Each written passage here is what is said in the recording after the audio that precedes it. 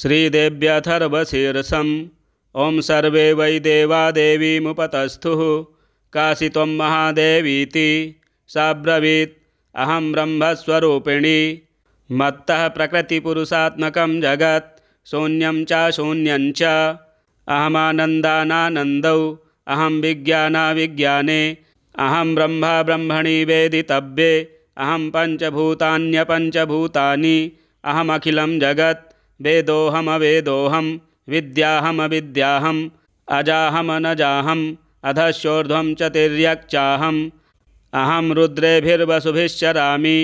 अहमादित्यैरुतविश्वदेवैः अहं मित्रावरुणाबुभौ बिभर्मि अहमिन्द्राग्नी अहमश्विनाबुभौ अहं सोमं त्वष्टारं पूषणं भगं दधामि अहं विष्णुमुरुक्रमं ब्रह्माणमुत प्रजापतिं दधामि अहं दधामि द्रविणं हविष्मते सुप्राव्ये यजमानाय शृण्वते अहं राष्ट्रीसङ्गमनी वसूनां चिगतुषी प्रथमायाज्ञियानाम् अहं सुवे पितरमस्य मूर्धन्मम योनिरप्स्वन्तः समुद्रे य एवं वेद स दैवीं सम्पदमाप्नोति ते देवा अब्रुवन् नमो देव्यै महादेव्यै शिवायै सततं नमः नमः प्रकृत्यै भद्रायै नियताः प्रणताः स्मतां तामग्निवर्णां तपसा ज्वलन्तीं वैरोचनीं कर्मफलेषु जुष्टां दुर्गां देवीं शरणं प्रपद्य महेशुरान्नाशयित्र्यै ते नमः देवीं वाचमजनयन्त देवास्तां विश्वरूपाः पशवो वदन्ति सा नो मन्द्रे समूर्जं दुहाना धेनुर्वागस्मानुपसुष्टुतयतु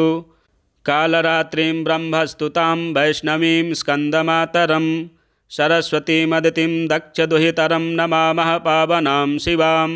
महालक्ष्म्यै च विद्महे सर्वशक्त्यै च धीमहि तन्नो देवी प्रचोदयात् अदितिर्ह्यजनिष्ठदक्षया दुहिता तव तां देवा अन्वजायन्त भद्रा अमृतबन्धवः कामो योनिः कमला वज्रपाणिर्गुहा हसा मातरिस्वाभ्रमिन्द्रः पुनर्गुहा सकला मायया च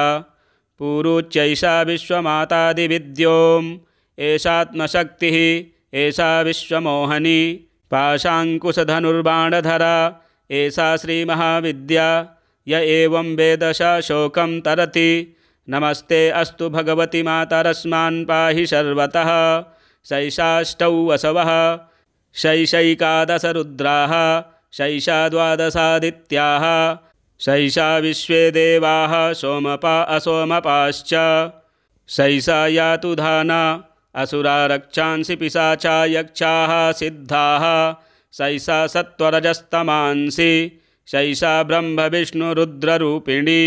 शैषा प्रजापतीन्द्रमनवः शैषा ग्रहनक्षत्रज्योतिषी कलाकाष्ठादिकालरूपिणी तामहं प्रणौमि नित्यं पापापहारिणीं देवीं भुक्तिमुक्तिप्रदायिनीं अनन्तां विजयां शुद्धां शरण्यां शिवदां शिवां व्यधिकारसंयुक्तं वीतिहोत्रसमन्वितम्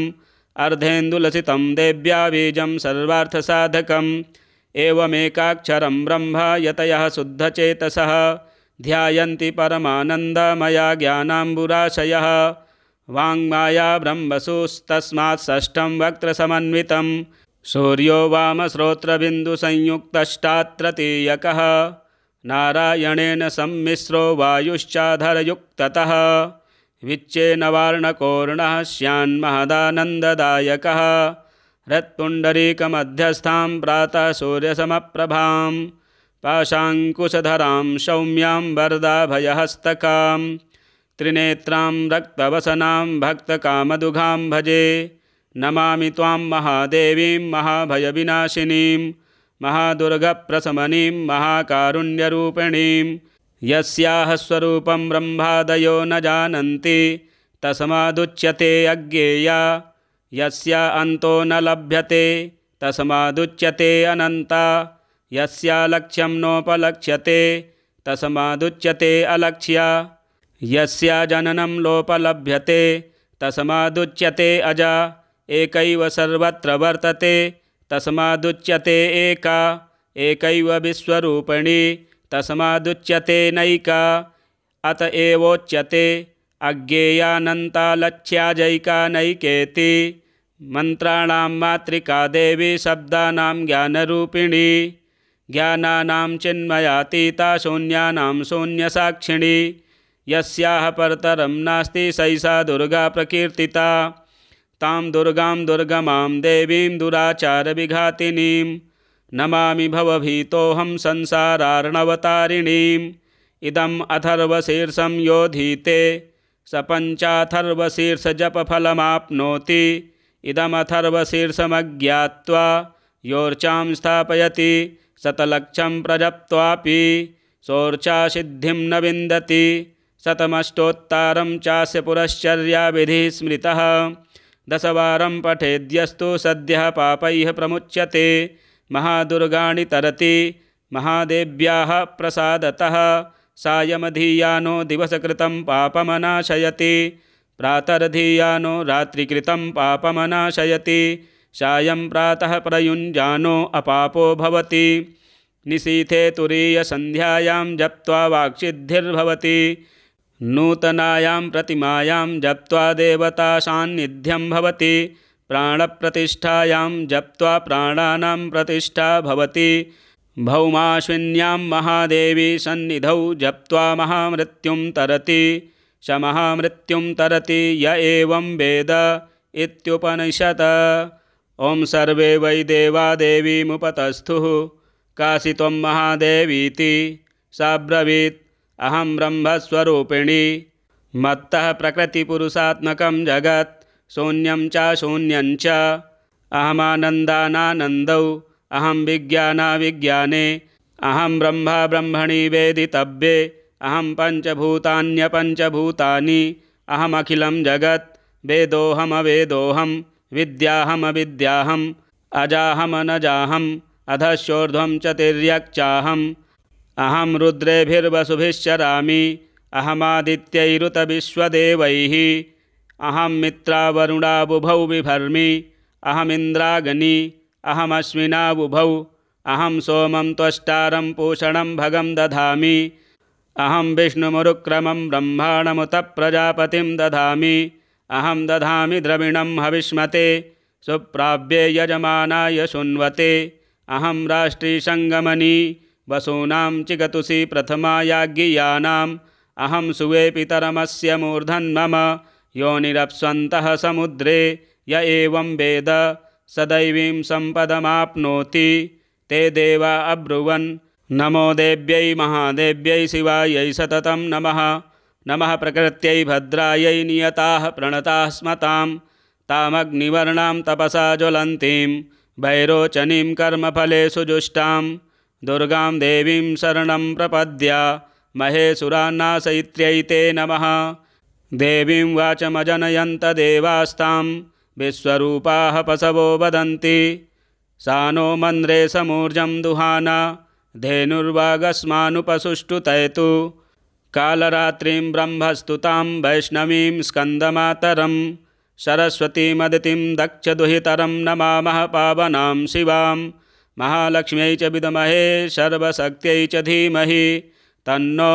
देवी प्रचोदयात् अदितिर्ह्यजनिष्ठदक्षया दुहिता तव तां देवा अन्वजायन्त भद्रा अमृतबन्धवः कामो योनिः कमला वज्रपाणिर्गुहा हसा मातरिस्वाभ्रमिन्द्रः पुनर्गुहा सकला मायया च पूरुच्यैषा विश्वमातादिविद्योम् एषात्मशक्तिः एषा विश्वमोहनी पाशाङ्कुशधनुर्बाणधरा एषा श्रीमहाविद्या य एवं वेदशा शोकं तरति नमस्ते अस्तु भगवति मातरस्मान् पाहि सर्वतः शैषाष्टौ वसवः शैषैकादश रुद्राः शैषा द्वादशादित्याः शैषा विश्वे देवाः सोमपा असोमपाश्च शैषा यातु धाना असुरा रक्षांसि पिशाचा यक्षाः सिद्धाः शैषा सत्वरजस्तमांसि शैषा ब्रह्मविष्णुरुद्ररूपिणी शैषा प्रजापतीन्द्रमनवः शैषा ग्रहनक्षत्रज्योतिषी कलाकाष्ठादिकालरूपिणी तामहं प्रणौमि नित्यं पापापहारिणीं देवीं भुक्तिमुक्तिप्रदायिनीम् अनन्तां विजयां शुद्धां शरण्यां शिवदां शिवां व्यधिकारसंयुक्तं वीतिहोत्रसमन्वितम् अर्धेन्दुलसितं देव्या बीजं सर्वार्थसाधकम् एवमेकाक्षरं ब्रह्म यतयः शुद्धचेतसः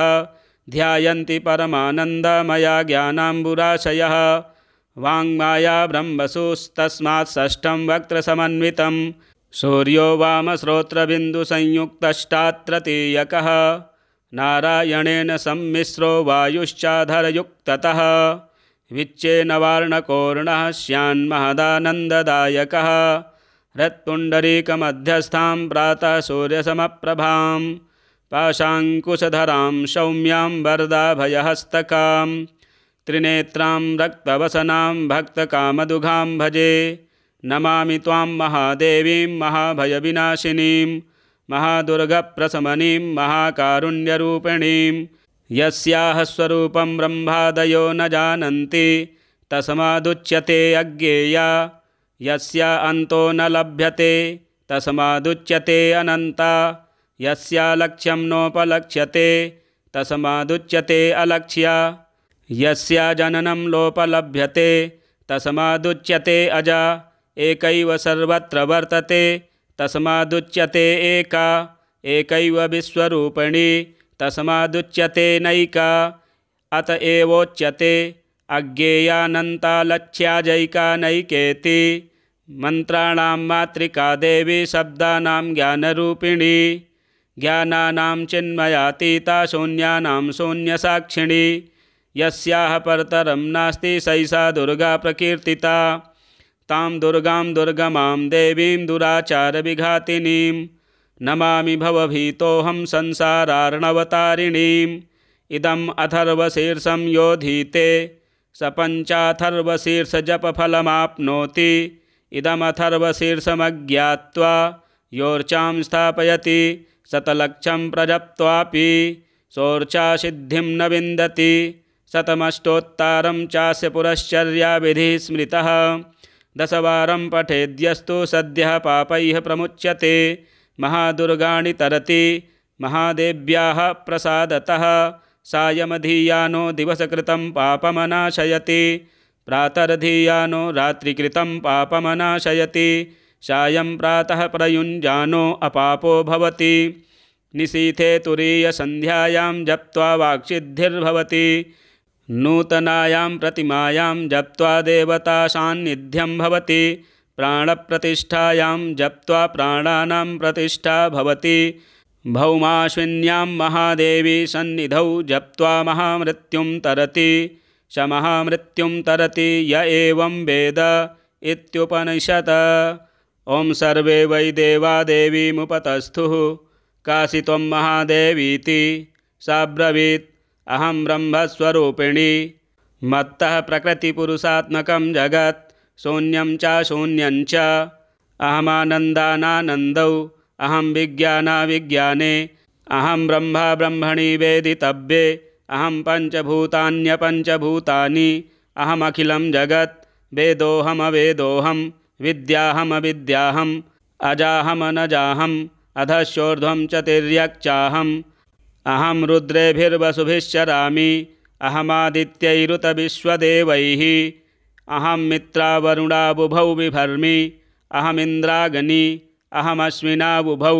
अहं सोमं त्वष्टारं पूषणं भगं दधामि अहं विष्णुमुरुक्रमं ब्रह्माणमुत प्रजापतिं दधामि अहं दधामि द्रविणं हविष्मते सुप्राव्ये यजमानाय शृण्वते अहं राष्ट्रीसङ्गमनी वसूनां चिगतुषी प्रथमायाज्ञियानाम् अहं सुवे पितरमस्य मूर्धन्मम योनिरप्स्वन्तः समुद्रे य एवं वेद सदैवीं सम्पदमाप्नोति ते देवा अब्रुवन् नमो देव्यै महादेव्यै शिवायै सततं नमः नमः प्रकृत्यै भद्रायै नियताः प्रणताः स्मतां तामग्निवर्णां तपसा ज्वलन्तीं वैरोचनीं कर्मफलेषु जुष्टां दुर्गां देवीं शरणं प्रपद्य महेशुरान्नाशयित्र्यै ते नमः देवीं वाचमजनयन्त देवास्तां विश्वरूपाः पशवो वदन्ति। सा नो मन्द्रे समूर्जं दुहाना धेनुर्वागस्मानुपसुष्टुतयतु। कालरात्रिं ब्रह्मस्तुतां वैष्णवीं स्कन्दमातरं सरस्वतीमदितिं दक्षदुहितरं नमामः पावनां शिवां। महालक्ष्म्यै च विद्महे सर्वशक्त्यै च धीमहि तन्नो देवी प्रचोदयात्। अदितिर्ह्यजनिष्ठदक्षया दुहिता तव तां देवा अन्वजायन्त भद्रा अमृतबन्धवः। कामो योनिः कमला वज्रपाणिर्गुहा हसा मातरिस्वाभ्रमिन्द्रः। पुनर्गुहा सकला मायया च पूरुच्यैषा विश्वमातादिविद्योम्। एषात्मशक्तिः एषा विश्वमोहनी पाशाङ्कुशधनुर्बाणधरा एषा श्रीमहाविद्या य एवं वेद स शोकं तरति। नमस्ते अस्तु भगवति मातरस्मान् पाहि सर्वतः। शैषाष्टौ वसवः शैषैकादश रुद्राः शैषा द्वादशादित्याः शैषा विश्वे देवाः सोमपा असोमपाश्च। शैषा यातु धाना असुरा रक्षांसि पिशाचा यक्षाः सिद्धाः। शैषा सत्त्वरजस्तमांसि शैषा ब्रह्मविष्णुरुद्ररूपिणी। शैषा प्रजापतीन्द्रमनवः शैषा ग्रहनक्षत्रज्योतिषी कलाकाष्ठादिकालरूपिणी। तामहं प्रणौमि नित्यं पापापहारिणीं देवीं भुक्तिमुक्तिप्रदायिनीम्। अनन्तां विजयां शुद्धां शरण्यां शिवदां शिवां। व्यधिकारसंयुक्तं वीतिहोत्रसमन्वितम् अर्धेन्दुलसितं देव्या बीजं सर्वार्थसाधकम्। एवमेकाक्षरं ब्रह्म यतयः शुद्धचेतसः ध्यायन्ति परमानन्दमया ज्ञानाम्बुराशयः। वाङ्माया ब्रह्मसुस्तस्मात् षष्ठं वक्त्रसमन्वितं सूर्यो वामश्रोत्रबिन्दुसंयुक्तष्टात्तृतीयकः। नारायणेन सम्मिश्रो वायुश्चाधरयुक्ततः विच्चेन वार्णकोर्णः स्यान्महदानन्ददायकः। हृत्पुण्डरीकमध्यस्थां प्रातः सूर्यसमप्रभां पाशाङ्कुशधरां सौम्यां वरदाभयहस्तकां। त्रिनेत्रां रक्तवसनां भक्तकामदुघां भजे। नमामि त्वां महादेवीं महाभयविनाशिनीं महादुर्गप्रशमनीं महाकारुण्यरूपिणीं। यस्याः स्वरूपं ब्रह्मादयो न जानन्ति तस्मादुच्यते अज्ञेया। यस्या अन्तो न लभ्यते तस्मादुच्यते अनन्ता। यस्या लक्ष्यं नोपलक्ष्यते तस्मादुच्यते अलक्ष्या। यस्या जननं लोपलभ्यते तस्मादुच्यते अजा। एकैव सर्वत्र वर्तते तस्मादुच्यते एका। एकैव विश्वरूपिणी तस्मादुच्यते नैका। अत एवोच्यते अज्ञेयानन्ता लक्ष्याजैका नैकेति। मन्त्राणां मातृका देवी शब्दानां ज्ञानरूपिणी। ज्ञानानां चिन्मयातीता शून्यानां शून्यसाक्षिणी। यस्याः परतरं नास्ति सैषा दुर्गा प्रकीर्तिता। तां दुर्गां दुर्गमां देवीं दुराचारविघातिनीं नमामि भवभीतोऽहं संसारार्णवतारिणीम्। इदम् अथर्वशीर्षं योधीते स पञ्चाथर्वशीर्षजपफलमाप्नोति। इदमथर्वशीर्षमज्ञात्वा योर्चां स्थापयति शतलक्षं प्रजप्त्वापि सोर्चासिद्धिं न विन्दति। शतमष्टोत्तरं चास्य पुरश्चर्याविधिः स्मृतः। दशवारं पठेद्यस्तु सद्यः पापैः प्रमुच्यते। महादुर्गाणि तरति महादेव्याः प्रसादतः। सायमधीयानो दिवसकृतं पापमनाशयति प्रातर्धीयानो रात्रिकृतं पापमनाशयति। सायं प्रातः प्रयुञ्जानो अपापो भवति। निशीथे तुरीयसन्ध्यायां जप्त्वा वाक्सिद्धिर्भवति। नूतनायां प्रतिमायां जप्त्वा देवतासान्निध्यं भवति। प्राणप्रतिष्ठायां जप्त्वा प्राणानां प्रतिष्ठा भवति। भौमाश्विन्यां महादेवी सन्निधौ जप्त्वा महामृत्युं तरति। स महामृत्युं तरति य एवं वेद इत्युपनिषत्। ॐ सर्वे वै देवा देवीमुपतस्थुः कासि त्वं महादेवीति साब्रवीत् अहं ब्रह्मस्वरूपिणी मत्तः प्रकृतिपुरुषात्मकं जगत् शून्यं च शून्यं च अहमानन्दानानन्दौ अहं विज्ञानाविज्ञाने अहं ब्रह्मा ब्रह्मणि वेदितव्ये अहं पञ्चभूतान्यपञ्चभूतानि अहमखिलं जगत् वेदोऽहमवेदोऽहं विद्याहमविद्याहम् अजाहमनजाहम् अधश्चोर्ध्वं च तिर्यक्चाहम् अहं रुद्रेभिर्वसुभिश्चरामि अहमादित्यैरुतविश्वदेवैः अहं मित्रावरुणाबुभौ बिभर्मि अहमिन्द्राग्नी अहमश्विनाबुभौ अहं सोमं त्वष्टारं पूषणं भगं दधामि अहं विष्णुमुरुक्रमं ब्रह्माणमुत प्रजापतिं दधामि अहं दधामि द्रविणं हविष्मते सुप्राव्ये यजमानाय शृण्वते अहं राष्ट्रीसङ्गमनी वसूनां चिगतुषी प्रथमायाज्ञियानाम् अहं सुवे पितरमस्य मूर्धन्मम योनिरप्स्वन्तः समुद्रे य एवं वेद स दैवीं सम्पदमाप्नोति ते देवा अब्रुवन् नमो देव्यै महादेव्यै शिवायै सततं नमः नमः प्रकृत्यै भद्रायै नियताः प्रणताः स्मतां तामग्निवर्णां तपसा ज्वलन्तीं वैरोचनीं कर्मफलेषु जुष्टां दुर्गां देवीं शरणं प्रपद्य महेशुरान्नाशयित्र्यै ते नमः देवीं वाचमजनयन्त देवास्तां विश्वरूपाः पशवो वदन्ति सा नो मन्द्रे समूर्जं दुहाना धेनुर्वागस्मानुपसुष्टुतयतु कालरात्रिं ब्रह्मस्तुतां वैष्णवीं स्कन्दमातरं सरस्वतीमदितिं दक्षदुहितरं नमामः पावनां शिवां महालक्ष्म्यै च विद्महे सर्वशक्त्यै च धीमहि तन्नो देवी प्रचोदयात् अदितिर्ह्यजनिष्ठदक्षया दुहिता तव तां देवा अन्वजायन्त भद्रा अमृतबन्धवः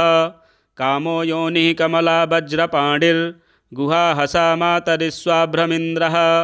पुनर्गुहा सकला मायया च पूरुच्यैषा विश्वमातादिविद्योम् एषात्मशक्तिः एषा विश्वमोहनी पाशाङ्कुशधनुर्बाणधरा एषा श्रीमहाविद्या य एवं वेदशा शोकं तरति नमस्ते अस्तु भगवति मातरस्मान् पाहि सर्वतः शैषाष्टौ वसवः शैषैकादश रुद्राः शैषा द्वादशादित्याः शैषा विश्वे देवाः सोमपा असोमपाश्च शैषा यातु धाना असुरा रक्षांसि पिशाचा यक्षाः सिद्धाः शैषा सत्त्वरजस्तमांसि शैषा ब्रह्मविष्णुरुद्ररूपिणी शैषा प्रजापतीन्द्रमनवः शैषा ग्रहनक्षत्रज्योतिषी कलाकाष्ठादिकालरूपिणी तामहं प्रणौमि नित्यं पापापहारिणीं देवीं भुक्तिमुक्तिप्रदायिनीम् अनन्तां विजयां शुद्धां शरण्यां शिवदां शिवां व्यधिकारसंयुक्तं वीतिहोत्रसमन्वितम् अर्धेन्दुलसितं देव्या बीजं सर्वार्थसाधकम्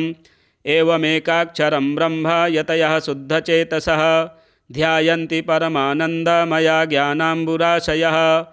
वाङ्माया ब्रह्मसुस्तस्मात् षष्ठं वक्त्रसमन्वितं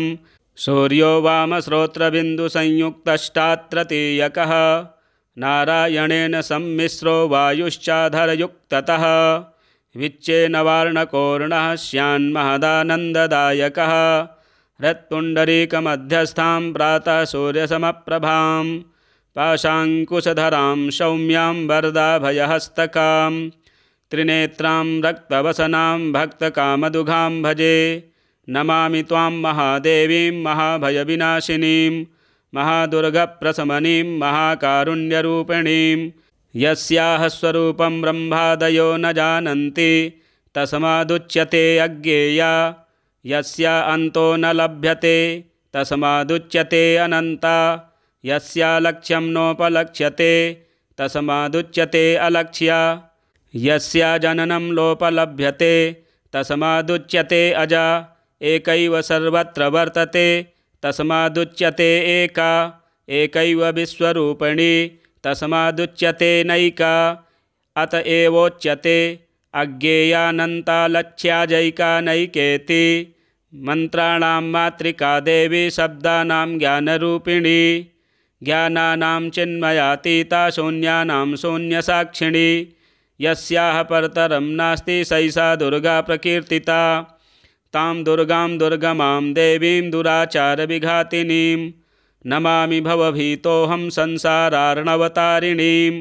इदम् अथर्वशीर्षं योधीते स पञ्चाथर्वशीर्षजपफलमाप्नोति इदमथर्वशीर्षमज्ञात्वा योर्चां स्थापयति शतलक्षं प्रजप्त्वापि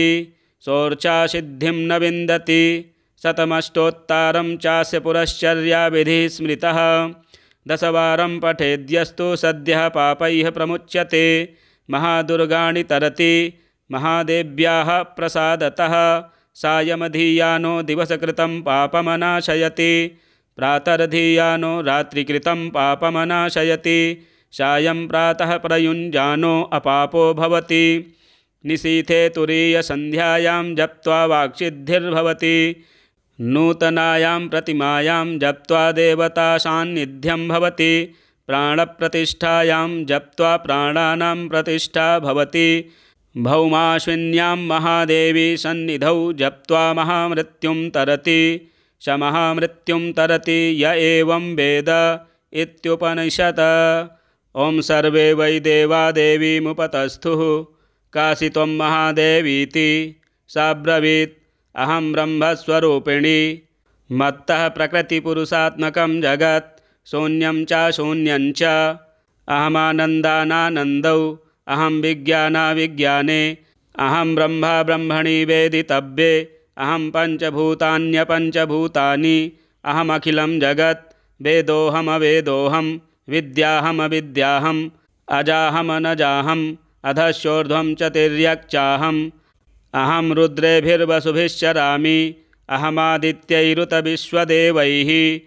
अहं मित्रावरुणाबुभौ बिभर्मि अहमिन्द्राग्नि अहमश्विनाबुभौ अहं सोमं त्वष्टारं पूषणं भगं दधामि अहं विष्णुमुरुक्रमं ब्रह्माणमुत प्रजापतिं दधामि अहं दधामि द्रविणं हविष्मते सुप्राव्ये यजमानाय शृण्वते अहं राष्ट्रीसङ्गमनी वसूनां चिगतुषी प्रथमायाज्ञियानाम् अहं सुवे पितरमस्य मूर्धन्मम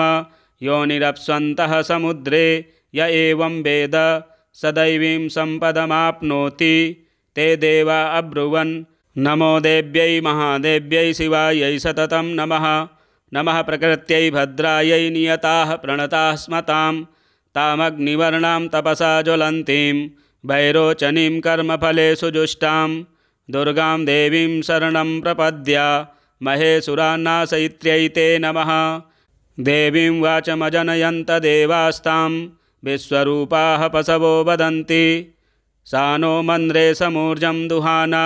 धेनुर्वागस्मानुपसुष्टुतयतु कालरात्रिं ब्रह्मस्तुतां वैष्णवीं स्कन्दमातरं सरस्वतीमदितिं दक्षदुहितरं नमामः पावनां शिवां महालक्ष्म्यै च विद्महे सर्वशक्त्यै च धीमहि तन्नो देवी प्रचोदयात् अदितिर्ह्यजनिष्ठदक्षया दुहिता तव तां देवा अन्वजायन्त भद्रा अमृतबन्धवः कामो योनिः कमला वज्रपाणिर्गुहा हसा मातरिस्वाभ्रमिन्द्रः पुनर्गुहा सकला मायया च पूरुच्यैषा विश्वमातादिविद्योम् एषात्मशक्तिः एषा विश्वमोहनी पाशाङ्कुशधनुर्बाणधरा एषा श्रीमहाविद्या य एवं वेदशा शोकं तरति नमस्ते अस्तु भगवति मातरस्मान् पाहि सर्वतः शैषाष्टौ वसवः शैषैकादश रुद्राः शैषा द्वादशादित्याः शैषा विश्वे देवाः सोमपा असोमपाश्च शैषा यातु धाना असुरा रक्षांसि पिशाचा यक्षाः सिद्धाः शैषा सत्वरजस्तमांसि शैषा ब्रह्मविष्णुरुद्ररूपिणी शैषा प्रजापतीन्द्रमनवः शैषा ग्रहनक्षत्रज्योतिषी कलाकाष्ठादिकालरूपिणी तामहं प्रणौमि नित्यं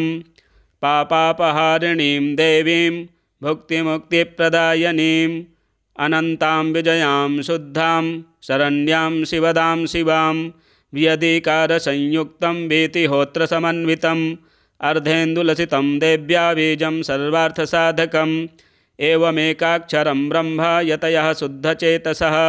ध्यायन्ति परमानन्दमया ज्ञानाम्बुराशयः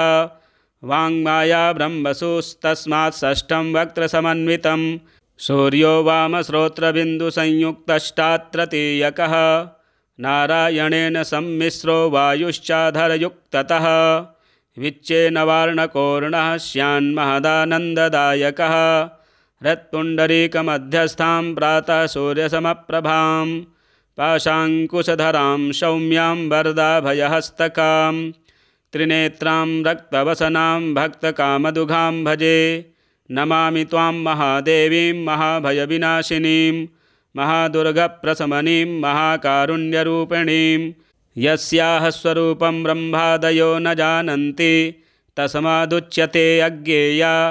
यस्या अन्तो न लभ्यते तस्मादुच्यते अनन्ता यस्या लक्ष्यं नोपलक्ष्यते तस्मादुच्यते अलक्ष्या यस्या जननं लोपलभ्यते तस्मादुच्यते अजा एकैव सर्वत्र वर्तते तस्मादुच्यते एका एकैव विश्वरूपिणी तस्मादुच्यते नैका अत एवोच्यते अज्ञेयानन्ता लक्ष्याजैका नैकेति मन्त्राणां मातृका देवी शब्दानां ज्ञानरूपिणी ज्ञानानां चिन्मयातीता शून्यानां शून्यसाक्षिणी यस्याः परतरं नास्ति सैषा दुर्गा प्रकीर्तिता तां दुर्गां दुर्गमां देवीं दुराचारविघातिनीं नमामि भवभीतोऽहं संसारार्णवतारिणीम् इदम् अथर्वशीर्षं योधीते स पञ्चाथर्वशीर्षजपफलमाप्नोति इदमथर्वशीर्षमज्ञात्वा योर्चां स्थापयति शतलक्षं प्रजप्त्वापि सोर्चासिद्धिं न विन्दति शतमष्टोत्तरं चास्य पुरश्चर्याविधिः स्मृतः दशवारं पठेद्यस्तु सद्यः पापैः प्रमुच्यते महादुर्गाणि तरति महादेव्याः प्रसादतः सायमधीयानो दिवसकृतं पापमनाशयति प्रातर्धीयानो रात्रिकृतं पापमनाशयति सायं प्रातः प्रयुञ्जानो अपापो भवति निशीथे तुरीयसन्ध्यायां जप्त्वा वाक्सिद्धिर्भवति नूतनायां प्रतिमायां जप्त्वा देवतासान्निध्यं भवति प्राणप्रतिष्ठायां जप्त्वा प्राणानां प्रतिष्ठा भवति भौमाश्विन्यां महादेवी सन्निधौ जप्त्वा महामृत्युं तरति स महामृत्युं तरति य एवं वेद इत्युपनिषत्। ॐ सर्वे वै देवा देवीमुपतस्थुः काशी त्वं महादेवीति सा ब्रवीत् अहं ब्रह्मस्वरूपिणी मत्तः प्रकृतिपुरुषात्मकं जगत् शून्यं च शून्यं च अहमानन्दानानन्दौ अहं विज्ञानाविज्ञाने अहं ब्रह्मा ब्रह्मणि वेदितव्ये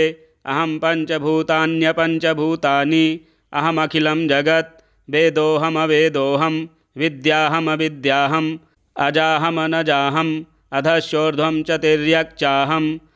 अहं रुद्रेभिर्वसुभिश्चरामि अहमादित्यैरुतविश्वदेवैः अहं मित्रावरुणाबुभौ बिभर्मि अहमिन्द्राग्नी अहमश्विनाबुभौ अहं सोमं त्वष्टारं पूषणं भगं दधामि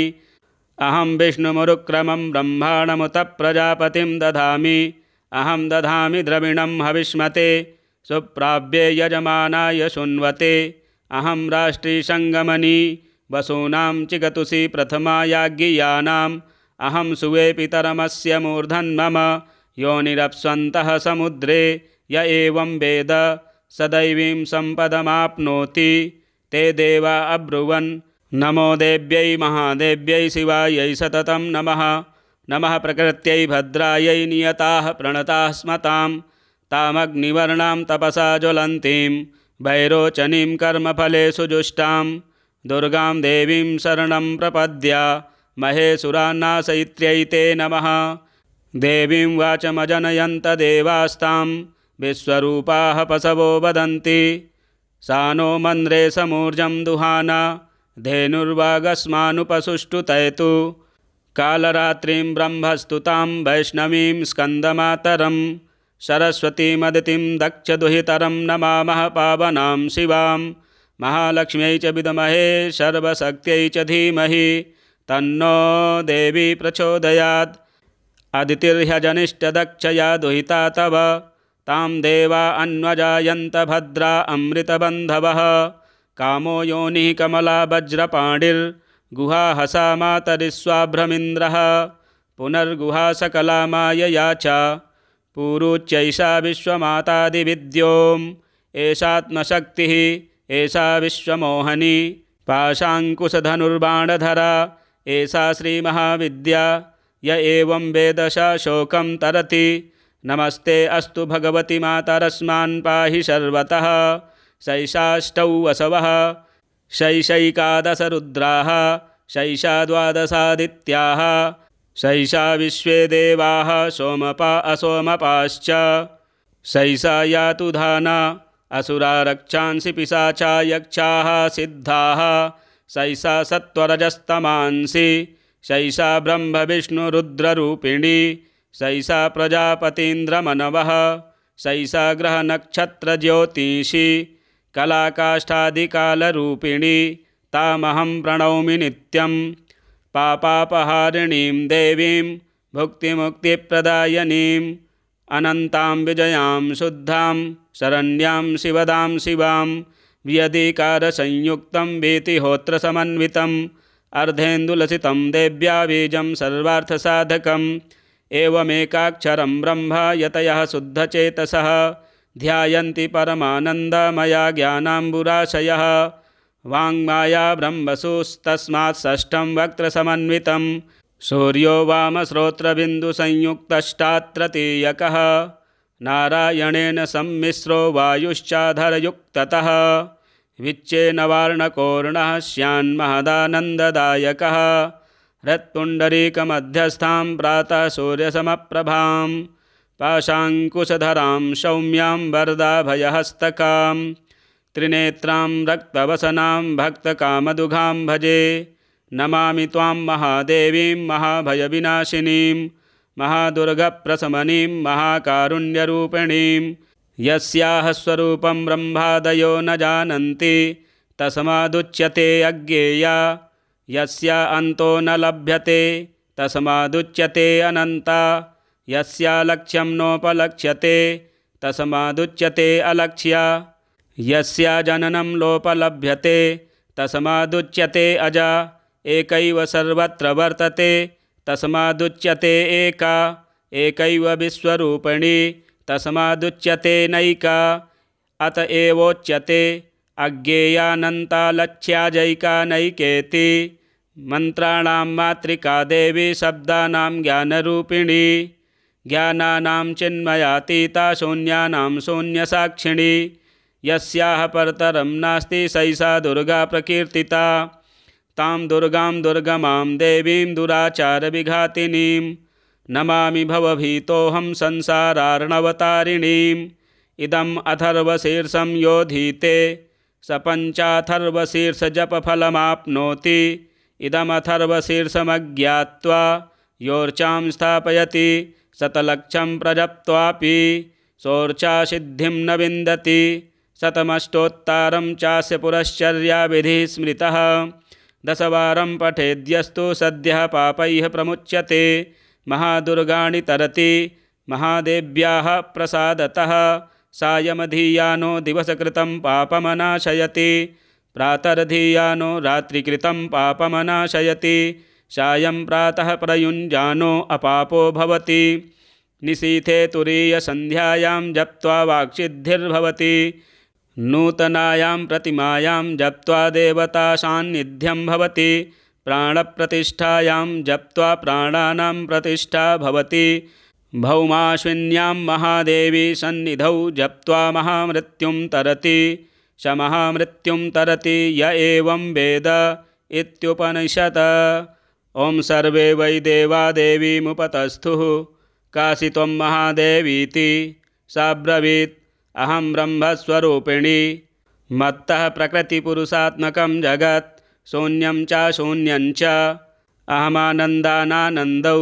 अहं विज्ञानाविज्ञाने अहं ब्रह्मा ब्रह्मणि वेदितव्ये अहं पञ्चभूतान्यपञ्चभूतानि अहमखिलं जगत् वेदोऽहमवेदोऽहं विद्याहमविद्याहम् अजाहमनजाहम् अधश्चोर्ध्वं च तिर्यक्चाहम्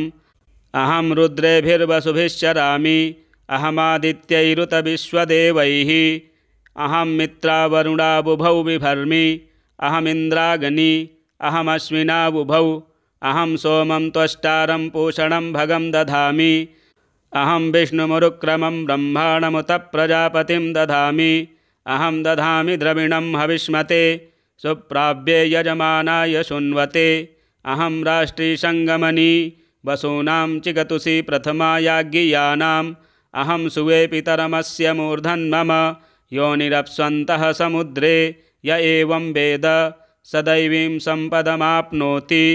ते देवा अब्रुवन् नमो देव्यै महादेव्यै शिवायै सततं नमः नमः प्रकृत्यै भद्रायै नियताः प्रणताः स्मतां तामग्निवर्णां तपसा ज्वलन्तीं वैरोचनीं कर्मफलेषु जुष्टां दुर्गां देवीं शरणं प्रपद्य महेशुरान्नाशयित्र्यै ते नमः देवीं वाचमजनयन्त देवास्तां विश्वरूपाः पशवो वदन्ति सा नो मन्द्रे समूर्जं दुहाना धेनुर्वागस्मानुपसुष्टुतयतु कालरात्रिं ब्रह्मस्तुतां वैष्णवीं स्कन्दमातरं सरस्वतीमदितिं दक्षदुहितरं नमामः पावनां शिवां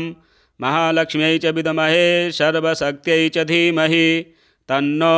देवी प्रचोदयात् अदितिर्ह्यजनिष्ठदक्षया दुहिता तव तां देवा अन्वजायन्त भद्रा अमृतबन्धवः कामो योनिः कमला वज्रपाणिर्गुहा हसा मातरिस्वाभ्रमिन्द्रः पुनर्गुहा सकला मायया च पूरुच्यैषा विश्वमातादिविद्योम् एषात्मशक्तिः एषा विश्वमोहनी पाशाङ्कुशधनुर्बाणधरा एषा श्रीमहाविद्या य एवं वेदशा शोकं तरति नमस्ते अस्तु भगवति मातरस्मान् पाहि सर्वतः शैषाष्टौ वसवः शैषैकादश रुद्राः शैषा द्वादशादित्याः शैषा विश्वे देवाः सोमपा असोमपाश्च शैषा यातु धाना असुरा रक्षांसि पिशाचा यक्षाः सिद्धाः शैषा सत्त्वरजस्तमांसि शैषा ब्रह्मविष्णुरुद्ररूपिणी शैषा प्रजापतीन्द्रमनवः शैषा ग्रहनक्षत्रज्योतिषी कलाकाष्ठादिकालरूपिणी तामहं प्रणौमि नित्यं पापापहारिणीं देवीं भुक्तिमुक्तिप्रदायिनीम् अनन्तां विजयां शुद्धां शरण्यां शिवदां शिवां व्यधिकारसंयुक्तं वीतिहोत्रसमन्वितम् अर्धेन्दुलसितं देव्या बीजं सर्वार्थसाधकम् एवमेकाक्षरं ब्रह्म यतयः शुद्धचेतसः ध्यायन्ति परमानन्दमया ज्ञानाम्बुराशयः वाङ्माया ब्रह्मसुस्तस्मात् षष्ठं वक्त्रसमन्वितं सूर्यो वामश्रोत्रबिन्दुसंयुक्तष्टात्रतीयकः नारायणेन सम्मिश्रो वायुश्चाधरयुक्ततः विच्चेन वार्णकोर्णः स्यान्महदानन्ददायकः हृत्पुण्डरीकमध्यस्थां प्रातः सूर्यसमप्रभां पाशाङ्कुशधरां सौम्यां वरदाभयहस्तकां त्रिनेत्रां रक्तवसनां भक्तकामदुघां भजे नमामि त्वां महादेवीं महाभयविनाशिनीं महादुर्गप्रशमनीं महाकारुण्यरूपिणीं यस्याः स्वरूपं ब्रह्मादयो न जानन्ति तस्मादुच्यते अज्ञेया यस्या अन्तो न लभ्यते तस्मादुच्यते अनन्ता यस्या लक्ष्यं नोपलक्ष्यते तस्मादुच्यते अलक्ष्या यस्या जननं लोपलभ्यते तस्मादुच्यते अजा एकैव सर्वत्र वर्तते तस्मादुच्यते एका एकैव विश्वरूपिणी तस्मादुच्यते नैका अत एवोच्यते अज्ञेयानन्ता लक्ष्या जैका नैकेति मन्त्राणां मातृका देवी शब्दानां ज्ञानरूपिणी ज्ञानानां चिन्मयातीता शून्यानां शून्यसाक्षिणी यस्याः परतरं नास्ति सैषा दुर्गा प्रकीर्तिता तां दुर्गां दुर्गमां देवीं दुराचारविघातिनीं नमामि भवभीतोऽहं संसारार्णवतारिणीम् इदम् अथर्वशीर्षं योधीते स पञ्चाथर्वशीर्षजपफलमाप्नोति इदमथर्वशीर्षमज्ञात्वा योर्चां स्थापयति शतलक्षं प्रजप्त्वापि सोर्चासिद्धिं न विन्दति शतमष्टोत्तरं चास्य पुरश्चर्याविधिः स्मृतः दशवारं पठेद्यस्तु सद्यः पापैः प्रमुच्यते महादुर्गाणि तरति महादेव्याः प्रसादतः सायमधीयानो दिवसकृतं पापमनाशयति प्रातर्धीयानो रात्रिकृतं पापमनाशयति सायं प्रातः प्रयुञ्जानो अपापो भवति निशीथे तुरीयसन्ध्यायां जप्त्वा वाक्सिद्धिर्भवति नूतनायां प्रतिमायां जप्त्वा देवतासान्निध्यं भवति प्राणप्रतिष्ठायां जप्त्वा प्राणानां प्रतिष्ठा भवति भौमाश्विन्यां महादेवी सन्निधौ जप्त्वा महामृत्युं तरति स महामृत्युं तरति य एवं वेद इत्युपनिषत्। ॐ सर्वे वै देवा देवीमुपतस्थुः काशी त्वं महादेवीति सा ब्रवीत् अहं ब्रह्मस्वरूपिणी मत्तः प्रकृतिपुरुषात्मकं जगत् शून्यं च शून्यं च अहमानन्दानानन्दौ अहं विज्ञानाविज्ञाने अहं ब्रह्मा ब्रह्मणि वेदितव्ये अहं पञ्चभूतान्यपञ्चभूतानि अहमखिलं जगत् वेदोऽहमवेदोऽहं विद्याहमविद्याहम् अजाहमनजाहम् अधश्चोर्ध्वं च तिर्यक्चाहम् अहं रुद्रेभिर्वसुभिश्चरामि अहमादित्यैरुतविश्वदेवैः अहं मित्रावरुणाबुभौ बिभर्मि अहमिन्द्राग्नि अहमश्विनाबुभौ अहं सोमं त्वष्टारं पूषणं भगं दधामि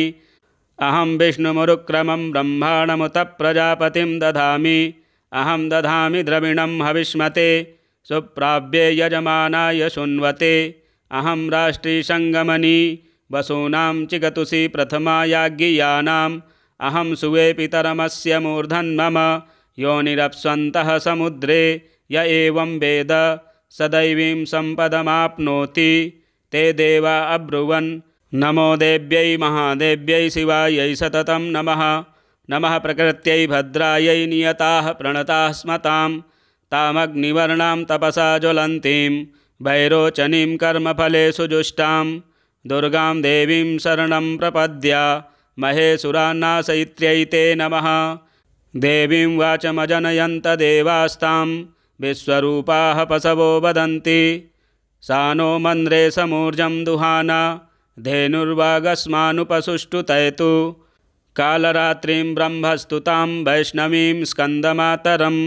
सरस्वतीमदितिं दक्षदुहितरं नमामः पावनां शिवां महालक्ष्म्यै च विद्महे सर्वशक्त्यै च धीमहि तन्नो देवी प्रचोदयात् अदितिर्ह्यजनिष्ठदक्षया दुहिता तव तां देवा अन्वजायन्त भद्रा अमृतबन्धवः कामो योनिः कमला वज्रपाणिर्गुहा हसा मातरिस्वाभ्रमिन्द्रः पुनर्गुहा सकला मायया च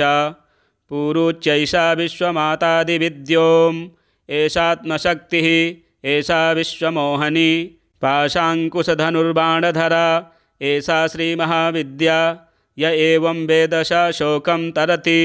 नमस्ते अस्तु भगवति मातरस्मान् पाहि सर्वतः शैषाष्टौ वसवः शैषैकादशरुद्राः शैषा द्वादशादित्याः शैषा विश्वे देवाः सोमपा असोमपाश्च शैषा यातु धाना असुरा रक्षांसि पिशाचा यक्षाः सिद्धाः शैषा सत्त्वरजस्तमांसि शैषा ब्रह्मविष्णुरुद्ररूपिणी शैषा प्रजापतीन्द्रमनवः शैषा ग्रहनक्षत्रज्योतिषी कलाकाष्ठादिकालरूपिणी तामहं प्रणौमि नित्यं पापापहारिणीं देवीं भुक्तिमुक्तिप्रदायिनीं अनन्तां विजयां शुद्धां शरण्यां शिवदां शिवां व्यधिकारसंयुक्तं वीतिहोत्रसमन्वितम् अर्धेन्दुलसितं देव्या बीजं सर्वार्थसाधकम् एवमेकाक्षरं ब्रह्म यतयः शुद्धचेतसः ध्यायन्ति परमानन्दमया ज्ञानाम्बुराशयः वाङ्माया ब्रह्मसुस्तस्मात् षष्ठं वक्त्रसमन्वितं सूर्यो वामश्रोत्रबिन्दुसंयुक्तष्टात्तृतीयकः नारायणेन सम्मिश्रो वायुश्चाधरयुक्ततः विच्चेन वार्णकोर्णः स्यान्महदानन्ददायकः हृत्पुण्डरीकमध्यस्थां प्रातः सूर्यसमप्रभां पाशाङ्कुशधरां सौम्यां वरदाभयहस्तकां त्रिनेत्रां रक्तवसनां भक्तकामदुघां भजे नमामि त्वां महादेवीं महाभयविनाशिनीं महादुर्गप्रशमनीं महाकारुण्यरूपिणीं यस्याः स्वरूपं ब्रह्मादयो न जानन्ति तस्मादुच्यते अज्ञेया यस्या अन्तो न लभ्यते तस्मादुच्यते अनन्ता यस्या लक्ष्यं नोपलक्ष्यते तस्मादुच्यते अलक्ष्या यस्या जननं लोपलभ्यते तस्मादुच्यते अजा एकैव सर्वत्र वर्तते तस्मादुच्यते एका एकैव विश्वरूपिणी तस्मादुच्यते नैका अत एवोच्यते अज्ञेयानन्ता लक्ष्याजैका नैकेति मन्त्राणां मातृका देवी शब्दानां ज्ञानरूपिणी ज्ञानानां चिन्मयातीता शून्यानां शून्यसाक्षिणी यस्याः परतरं नास्ति सैषा दुर्गा प्रकीर्तिता तां दुर्गां दुर्गमां देवीं दुराचारविघातिनीं नमामि भवभीतोऽहं संसारार्णवतारिणीम् इदम् अथर्वशीर्षं योधीते स पञ्चाथर्वशीर्षजपफलमाप्नोति इदमथर्वशीर्षमज्ञात्वा योर्चां स्थापयति शतलक्षं प्रजप्त्वापि सोर्चासिद्धिं न विन्दति शतमष्टोत्तरं चास्य पुरश्चर्याविधिः स्मृतः दशवारं पठेद्यस्तु सद्यः पापैः प्रमुच्यते महादुर्गाणि तरति महादेव्याः प्रसादतः सायमधीयानो दिवसकृतं पापमनाशयति प्रातर्धीयानो रात्रिकृतं पापमनाशयति सायं प्रातः प्रयुञ्जानो अपापो भवति निशीथे तुरीयसन्ध्यायां जप्त्वा वाक्सिद्धिर्भवति नूतनायां प्रतिमायां जप्त्वा देवतासान्निध्यं भवति प्राणप्रतिष्ठायां जप्त्वा प्राणानां प्रतिष्ठा भवति भौमाश्विन्यां महादेवी सन्निधौ जप्त्वा महामृत्युं तरति स महामृत्युं तरति य एवं वेद इत्युपनिषत्। ॐ सर्वे वै देवा देवीमुपतस्थुः काशी त्वं महादेवीति सा ब्रवीत् अहं ब्रह्मस्वरूपिणी मत्तः प्रकृतिपुरुषात्मकं जगत् शून्यं च शून्यं च अहमानन्दानानन्दौ अहं विज्ञानाविज्ञाने अहं ब्रह्मा ब्रह्मणि वेदितव्ये अहं पञ्चभूतान्यपञ्चभूतानि अहमखिलं जगत् वेदोऽहमवेदोऽहं विद्याहमविद्याहम् अजाहमनजाहम् अधश्चोर्ध्वं च तिर्यक्चाहम् अहं रुद्रेभिर्वसुभिश्चरामि अहमादित्यैरुतविश्वदेवैः अहं मित्रावरुणाबुभौ बिभर्मि अहमिन्द्राग्नी अहमश्विनाबुभौ अहं सोमं त्वष्टारं पूषणं भगं दधामि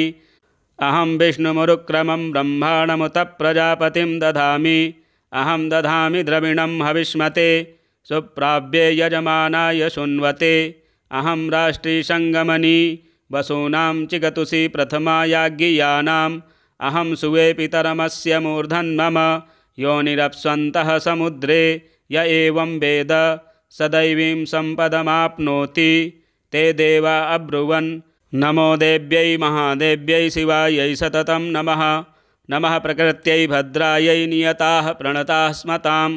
तामग्निवर्णां तपसा ज्वलन्तीं वैरोचनीं कर्मफलेषु जुष्टां दुर्गां देवीं शरणं प्रपद्या महेशुरान्नाशयित्र्यै ते नमः देवीं वाचमजनयन्त देवास्तां विश्वरूपाः पशवो वदन्ति सा नो मन्द्रे समूर्जं दुहाना धेनुर्वागस्मानुपसुष्टुतयतु कालरात्रिं ब्रह्मस्तुतां वैष्णवीं स्कन्दमातरं सरस्वतीमदितिं दक्षदुहितरं नमामः पावनां शिवां महालक्ष्म्यै च विद्महे सर्वशक्त्यै च धीमहि तन्नो देवी प्रचोदयात् अदितिर्ह्यजनिष्ठदक्षया दुहिता तव तां देवा अन्वजायन्त भद्रा अमृतबन्धवः कामो योनिः कमला वज्रपाणिर्गुहा हसा मातरिस्वाभ्रमिन्द्रः पुनर्गुहा सकला मायया च पूरुच्यैषा विश्वमातादिविद्योम् एषात्मशक्तिः एषा विश्वमोहनी पाशाङ्कुशधनुर्बाणधरा एषा श्रीमहाविद्या य एवं वेद स शोकं तरति नमस्ते अस्तु भगवति मातरस्मान् पाहि सर्वतः शैषाष्टौ वसवः शैषैकादशरुद्राः शैषा द्वादशादित्याः शैषा विश्वे देवाः सोमपा असोमपाश्च शैषा यातु धाना असुरा रक्षांसि पिशाचा यक्षाः सिद्धाः शैषा सत्त्वरजस्तमांसि शैषा ब्रह्मविष्णुरुद्ररूपिणी शैषा प्रजापतीन्द्रमनवः शैषा ग्रहनक्षत्रज्योतिषी कलाकाष्ठादिकालरूपिणी तामहं प्रणौमि नित्यं पापापहारिणीं देवीं भुक्तिमुक्तिप्रदायिनीम् अनन्तां विजयां शुद्धां शरण्यां शिवदां शिवां व्यधिकारसंयुक्तं वीतिहोत्रसमन्वितम् अर्धेन्दुलसितं देव्या बीजं सर्वार्थसाधकम् एवमेकाक्षरं ब्रह्म यतयः शुद्धचेतसः ध्यायन्ति परमानन्दमया ज्ञानाम्बुराशयः वाङ्माया ब्रह्मसुस्तस्मात् षष्ठं वक्त्रसमन्वितं सूर्यो वामश्रोत्रबिन्दुसंयुक्तष्टात्तृतीयकः नारायणेन सम्मिश्रो वायुश्चाधरयुक्ततः विच्चेन वार्णकोर्णः स्यान्महदानन्ददायकः हृत्पुण्डरीकमध्यस्थां प्रातः सूर्यसमप्रभां पाशाङ्कुशधरां सौम्यां वरदाभयहस्तकां त्रिनेत्रां रक्तवसनां भक्तकामदुघां भजे नमामि त्वां महादेवीं महाभयविनाशिनीं महादुर्गप्रशमनीं महाकारुण्यरूपिणीं यस्याः स्वरूपं ब्रह्मादयो न जानन्ति तस्मादुच्यते अज्ञेया यस्या अन्तो न लभ्यते तस्मादुच्यते अनन्ता यस्या लक्ष्यं नोपलक्ष्यते तस्मादुच्यते अलक्ष्या यस्या जननं लोपलभ्यते तस्मादुच्यते अजा एकैव सर्वत्र वर्तते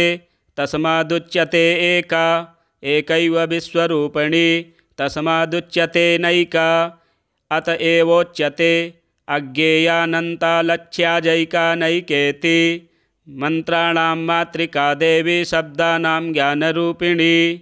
ज्ञानानां चिन्मयातीता शून्यानां शून्यसाक्षिणी यस्याः परतरं नास्ति सैषा दुर्गा प्रकीर्तिता तां दुर्गां दुर्गमां देवीं दुराचारविघातिनीं नमामि भवभीतोऽहं संसारार्णवतारिणीम् इदम् अथर्वशीर्षं योधीते स पञ्चाथर्वशीर्षजपफलमाप्नोति इदमथर्वशीर्षमज्ञात्वा योर्चां स्थापयति शतलक्षं प्रजप्त्वापि सोर्चासिद्धिं न विन्दति शतमष्टोत्तरं चास्य पुरश्चर्याविधिः स्मृतः दशवारं पठेद्यस्तु सद्यः पापैः प्रमुच्यते महादुर्गाणि तरति महादेव्याः प्रसादतः सायमधीयानो दिवसकृतं पापमनाशयति प्रातर्धीयानो रात्रिकृतं पापमनाशयति सायं प्रातः प्रयुञ्जानो अपापो भवति निशीथे तुरीयसन्ध्यायां जप्त्वा वाक्सिद्धिर्भवति नूतनायां प्रतिमायां जप्त्वा देवतासान्निध्यं भवति प्राणप्रतिष्ठायां जप्त्वा प्राणानां प्रतिष्ठा भवति भौमाश्विन्यां महादेवी सन्निधौ जप्त्वा महामृत्युं तरति स महामृत्युं तरति य एवं वेद इत्युपनिषत्। ॐ सर्वे वै देवा देवीमुपतस्थुः काशी त्वं महादेवीति साब्रवीत् अहं ब्रह्मस्वरूपिणी मत्तः प्रकृतिपुरुषात्मकं जगत् शून्यं च शून्यं च अहमानन्दानानन्दौ अहं विज्ञानाविज्ञाने अहं ब्रह्मा ब्रह्मणि वेदितव्ये अहं पञ्चभूतान्यपञ्चभूतानि अहमखिलं जगत् वेदोऽहमवेदोऽहं विद्याहमविद्याहम् अजाहमनजाहम् अधश्चोर्ध्वं च तिर्यक्चाहम् अहं रुद्रेभिर्वसुभिश्चरामि अहमादित्यैरुतविश्वदेवैः अहं मित्रावरुणाबुभौ बिभर्मि अहमिन्द्राग्नि अहमश्विनाबुभौ अहं सोमं त्वष्टारं पूषणं भगं दधामि अहं विष्णुमुरुक्रमं ब्रह्माणमुत प्रजापतिं दधामि अहं दधामि द्रविणं हविष्मते सुप्राव्ये यजमानाय शृण्वते अहं राष्ट्रीसङ्गमनि वसूनां चिगतुषि प्रथमायाज्ञियानाम् अहं सुवे पितरमस्य मूर्धन्मम योनिरप्स्वन्तः समुद्रे य एवं वेद स दैवीं सम्पदमाप्नोति ते देवा अब्रुवन् नमो देव्यै महादेव्यै शिवायै सततं नमः नमः प्रकृत्यै भद्रायै नियताः प्रणताः स्मतां तामग्निवर्णां तपसा ज्वलन्तीं वैरोचनीं कर्मफलेषु जुष्टां दुर्गां देवीं शरणं प्रपद्य महेशुरान्नाशयित्र्यै ते नमः देवीं वाचमजनयन्त देवास्तां विश्वरूपाः पशवो वदन्ति सा नो मन्द्रे समूर्जं दुहाना धेनुर्वागस्मानुपसुष्टुतयतु कालरात्रिं ब्रह्मस्तुतां वैष्णवीं स्कन्दमातरं सरस्वतीमदितिं दक्षदुहितरं नमामः पावनां शिवां महालक्ष्म्यै च विद्महे सर्वशक्त्यै च धीमहि तन्नो देवी प्रचोदयात् अदितिर्ह्यजनिष्ठदक्षया दुहिता तव तां देवा अन्वजायन्त भद्रा अमृतबन्धवः कामो योनिः कमला वज्रपाणिर्गुहा हसा मातरिस्वाभ्रमिन्द्रः पुनर्गुहा सकला मायया च पूरुच्यैषा विश्वमातादिविद्योम् एषात्मशक्तिः एषा विश्वमोहनी पाशाङ्कुशधनुर्बाणधरा एषा श्रीमहाविद्या य एवं वेदशा शोकं तरति नमस्ते अस्तु भगवति मातरस्मान् पाहि सर्वतः शैषाष्टौ वसवः शैषैकादशरुद्राः शैषा द्वादशादित्याः शैषा विश्वे देवाः सोमपा असोमपाश्च शैषा यातु धाना असुरा रक्षांसि पिशाचा यक्षाः सिद्धाः शैषा सत्त्वरजस्तमांसि शैषा ब्रह्मविष्णुरुद्ररूपिणी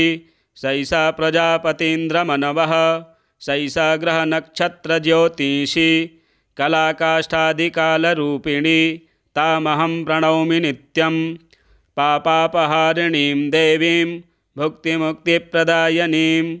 अनन्तां विजयां शुद्धां शरण्यां शिवदां शिवां व्यधिकारसंयुक्तं वीतिहोत्रसमन्वितम् अर्धेन्दुलसितं देव्या बीजं सर्वार्थसाधकम् एवमेकाक्षरं ब्रह्म यतयः शुद्धचेतसः ध्यायन्ति परमानन्दमया ज्ञानाम्बुराशयः वाङ्माया ब्रह्मसुस्तस्मात् षष्ठं वक्त्रसमन्वितं सूर्यो वामश्रोत्रबिन्दुसंयुक्तष्टात्तृतीयकः नारायणेन सम्मिश्रो वायुश्चाधरयुक्ततः विच्चेन वार्णकोर्णः स्यान्महदानन्ददायकः हृत्पुण्डरीकमध्यस्थां प्रातः सूर्यसमप्रभां पाशाङ्कुशधरां सौम्यां वरदाभयहस्तकां त्रिनेत्रां रक्तवसनां भक्तकामदुघां भजे नमामि त्वां महादेवीं महाभयविनाशिनीं महादुर्गप्रशमनीं महाकारुण्यरूपिणीं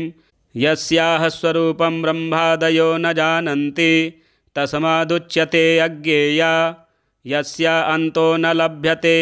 तस्मादुच्यते अनन्ता यस्या लक्ष्यं नोपलक्ष्यते तस्मादुच्यते अलक्ष्या यस्या जननं लोपलभ्यते तस्मादुच्यते अजा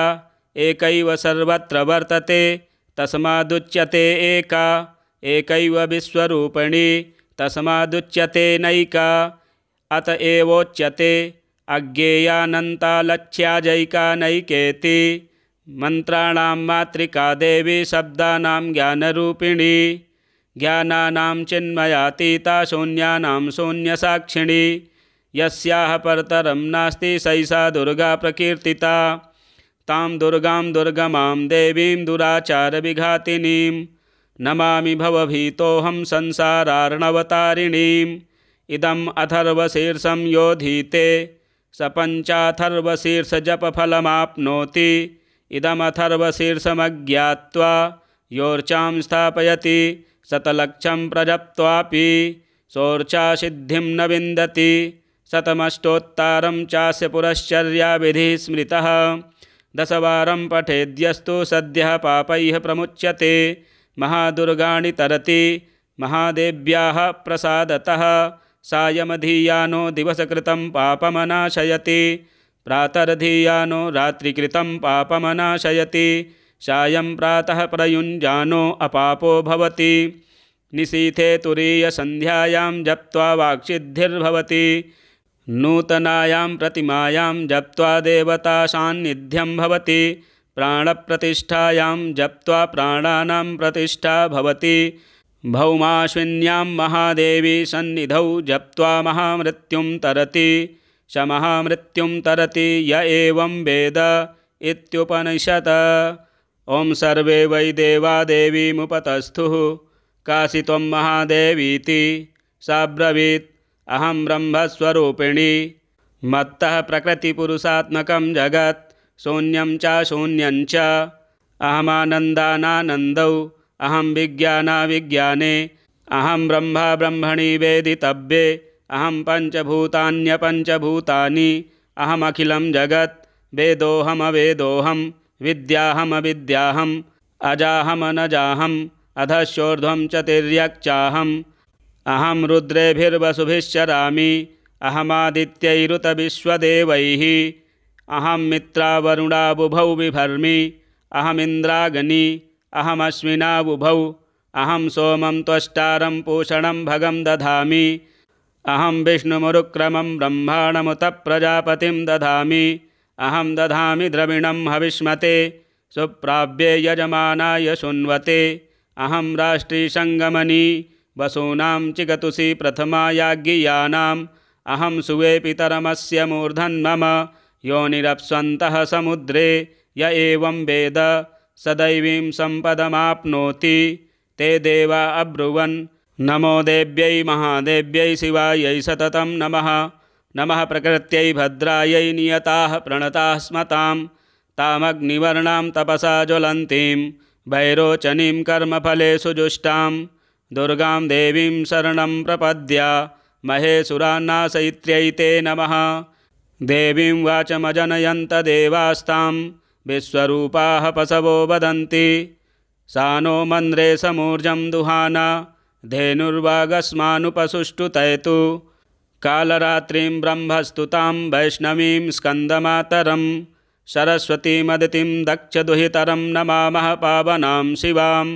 महालक्ष्म्यै च विद्महे सर्वशक्त्यै च धीमहि तन्नो देवी प्रचोदयात् अदितिर्ह्यजनिष्ठदक्षया दुहिता तव तां देवा अन्वजायन्त भद्रा अमृतबन्धवः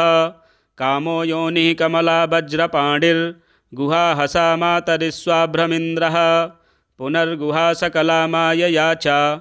पूरुच्यैषा विश्वमातादिविद्योम् एषात्मशक्तिः एषा विश्वमोहनी पाशाङ्कुशधनुर्बाणधरा एषा श्रीमहाविद्या य एवं वेदसा शोकं तरति नमस्ते अस्तु भगवति मातरस्मान् पाहि सर्वतः शैषाष्टौ वसवः शैषैकादशरुद्राः शैषा द्वादशादित्याः शैषा विश्वे देवाः सोमपा असोमपाश्च शैषा यातु धाना असुरा रक्षांसि पिशाचा यक्षाः सिद्धाः शैषा सत्त्वरजस्तमांसि शैषा ब्रह्मविष्णुरुद्ररूपिणी शैषा प्रजापतीन्द्रमनवः शैषा ग्रहनक्षत्रज्योतिषी कलाकाष्ठादिकालरूपिणी तामहं प्रणौमि नित्यं पापापहारिणीं देवीं भुक्तिमुक्तिप्रदायिनीम् अनन्तां विजयां शुद्धां शरण्यां शिवदां शिवां व्यधिकारसंयुक्तं वीतिहोत्रसमन्वितम् अर्धेन्दुलसितं देव्या बीजं सर्वार्थसाधकम् एवमेकाक्षरं ब्रह्म यतयः शुद्धचेतसः ध्यायन्ति परमानन्दमया ज्ञानाम्बुराशयः वाङ्माया ब्रह्मसुस्तस्मात् षष्ठं वक्त्रसमन्वितं सूर्यो वामश्रोत्रबिन्दुसंयुक्तष्टात्तृतीयकः नारायणेन सम्मिश्रो वायुश्चाधरयुक्ततः विच्चेन वार्णकोर्णः स्यान्महदानन्ददायकः हृत्पुण्डरीकमध्यस्थां प्रातः सूर्यसमप्रभां पाशाङ्कुशधरां सौम्यां वरदाभयहस्तकां त्रिनेत्रां रक्तवसनां भक्तकामदुघां भजे नमामि त्वां महादेवीं महाभयविनाशिनीं महादुर्गप्रशमनीं महाकारुण्यरूपिणीं यस्याः स्वरूपं ब्रह्मादयो न जानन्ति तस्मादुच्यते अज्ञेया यस्या अन्तो न लभ्यते तस्मादुच्यते अनन्ता यस्या लक्ष्यं नोपलक्ष्यते तस्मादुच्यते अलक्ष्या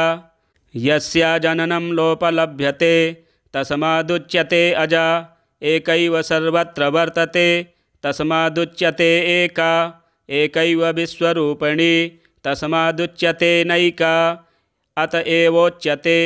अज्ञेयानन्ता लक्ष्याजैका नैकेति मंत्राणां मातृका देवी शब्दानां ज्ञानरूपिणी ज्ञानानां चिन्मयातीता शून्यानां शून्यसाक्षिणी यस्याः परतरं नास्ति सैषा दुर्गा प्रकीर्तिता तां दुर्गां दुर्गमां देवीं दुराचारविघातिनीं नमामि भवभीतोऽहं संसारार्णवतारिणीम् इदम् अथर्वशीर्षं योधीते स पञ्चाथर्वशीर्षजपफलमाप्नोति इदमथर्वशीर्षमज्ञात्वा योर्चां स्थापयति शतलक्षं प्रजप्त्वापि सोर्चासिद्धिं न विन्दति शतमष्टोत्तरं चास्य पुरश्चर्याविधिः स्मृतः दशवारं पठेद्यस्तु सद्यः पापैः प्रमुच्यते महादुर्गाणि तरति महादेव्याः प्रसादतः सायमधीयानो दिवसकृतं पापमनाशयति प्रातर्धीयानो रात्रिकृतं पापमनाशयति सायं प्रातः प्रयुञ्जानो अपापो भवति निशीथे तुरीयसन्ध्यायां जप्त्वा वाक्सिद्धिर्भवति नूतनायां प्रतिमायां जप्त्वा देवतासान्निध्यं भवति प्राणप्रतिष्ठायां जप्त्वा प्राणानां प्रतिष्ठा भवति भौमाश्विन्यां महादेवी सन्निधौ जप्त्वा महामृत्युं तरति स महामृत्युं तरति य एवं वेद इत्युपनिषत्। ओम शांति शांति शांति। इसी प्रकार के वीडियो देखने के लिए हमारे चैनल को सब्सक्राइब करें, वीडियो शेयर करें, लाइक करें। जय माँ दुर्गे।